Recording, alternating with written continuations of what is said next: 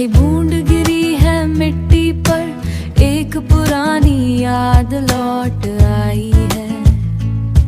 खिड़की खोल के बैठा हूँ मैं, हवा में ठंड की नरम सरसराहट है।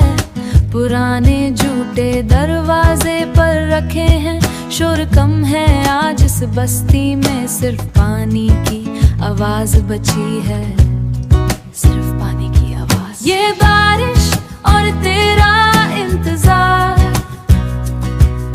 अकेलेपन में मिल गया सुकून।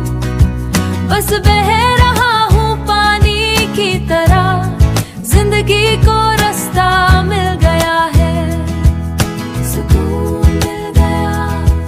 लोग भग रहे हैं पनाह लेने को, मैं यहाँ ठहरा हूँ पेड़ के नीचे। बदल कितने भरे हुए हैं ऊपर, जैसे कोई सदियों पुराना किस्सा हो। कागज की कश्ती अब नहीं बनाता मैं,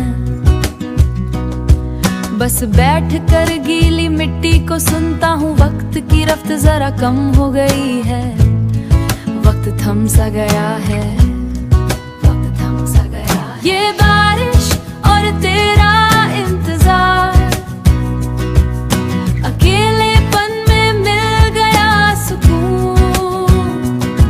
बस बह रहा हूँ पानी की तरह, जिंदगी को रास्ता मिल गया है, सुकून मिल गया। जो चला गया वो लौटा नहीं, मगर मिट्टी की महक तो वही है। सब ठीक हो जाएगा कह रही है बूंदें,